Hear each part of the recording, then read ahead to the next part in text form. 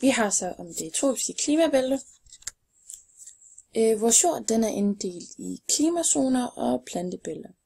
Val han har inddelt jorden i forskellige klimaer, som er karakteriseret af den nedbør og fordeling af det på året. Og udover jorden den er inddelt i de her klimazoner, så er den også inddelt i plantebælter, alt efter sådan, hvilken plante der går i de forskellige bælter. Og han har inddelt grænserne efter indikatorplanter, som vi så også vil komme ind på senere i figur 329a. Og Vals klimainddeling den blev udviklet i 1904, hvor Val han studerede udbredelsen af de forskellige naturlige plantevækst, som for eksempel løv og nålskov, savanne eller græssteppe. Og Val han undersøgte de her krav, eller undersøgte hvilke krav der skulle opfyldes, for at de her plantesamfund de kunne trives, og hvilke kriterier der skulle være for at de kunne vokse.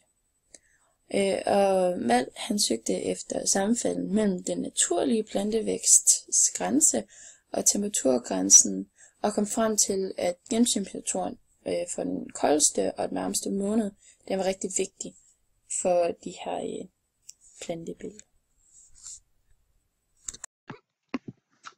I det klima, som vi snakker om, som er det tropiske klima, der er aldrig frost, så planternes vækst bliver aldrig påvirket af lave temperaturer. Gennemsnitstemperaturen i de koldeste måneder må kun være minimum 14-15 grader. Det tropiske klima er til at finde i Afrika, Sydamerika og hvor der er tropisk regnskov og savanne. I de områder, hvor der forekommer helårsregn, hvor der er en nedbør på ca. 1500 mm om året og temperaturer på 25-27 grader, er hvor regnskoven har dens naturlige plantevækst. Der hvor der forekommer tørkeperioder, afløses regnskoven af savannen, græsområder med spredte træer. I regnetiden er savannen frodig, mens græsset bliver tørt og afsvendt i tørtiden. Regnskoven i Amazonas er verdens største regnskov og ligger i Sydamerika. Området er på 6,9 millioner kvadratkilometer og udgør over halvdelen af jordens genværende regnskovsområder. Skoven dækker områder i 9 forskellige lande, inklusiv Brasilien. Området udgør næsten halvdelen af kontinentet og defineres som det område, der drænes af Amazonasfloden. Ækvator strækker sig gennem den øvre halvdel af Amazonas, og området domineres derfor af regnskov. Men der findes også andre og mere tørre landskabstyper. Så har vi savannen. Savannen ligger i subtropiske og tropiske områder. Savannen dækker en stor del af Afrika, men de findes også i Australien, Sydamerika og Indien. Et savanne kan kun findes, hvis temperaturen er høj og samtidig med meget nedbør. Der må kun regne en del af året. Efterfølgende skal der være en periode med tørke. Hvis regnen er fordelt over hele året og ikke bare over en periode, så kaldes det for en regnskov. Jorden i savanner er meget næringsfattig, hvilket gør, at græsset har lettere ved at overleve end træerne. Nogle steder opstår der savanne, hvis mennesker har fældet en skov, og derefter det er fordi næringsstofferne er blevet brugt op, så træer og buske ikke kan vokse der igen, hvilket gør, at der kommer en savanne. Plantebælter i tropisk klima. Tropisk klima er karakteriseret af, at planternes vækst aldrig hæmmes af lave temperaturer, og at der aldrig forekommer frost.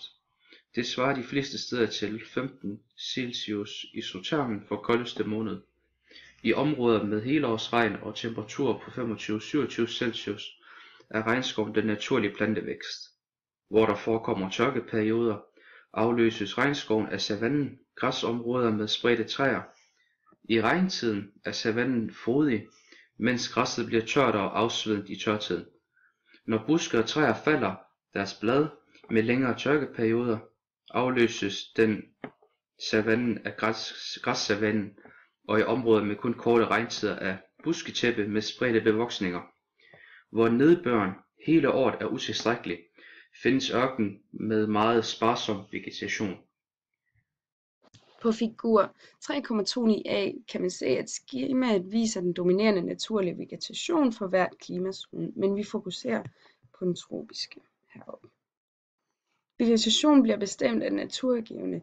Det er nedbør, det er klima, jordbund, topografiske forhold, men også af brænde, dyreliv og menneskers brug af området.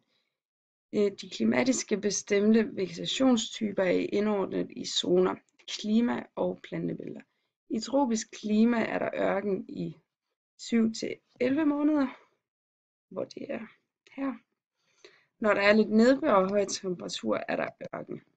Med lidt mindre nedbør er der busktæppe. Busktæppe er betegnelsen for et plantesamfund, der domineres af op til 8 meter høje, oftest lavfældende buske, og som udvikles ved ret konstant klima med lang tørkeperiode.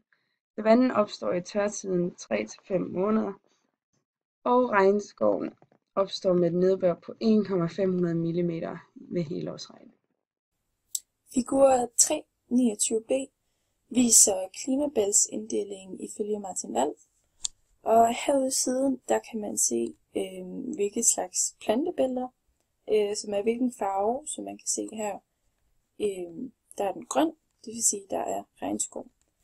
Og de her sorte streger, der er på kortet, inddeler så klimabælterne, og så kan man se her, der står, hvilket klimabælte man er i.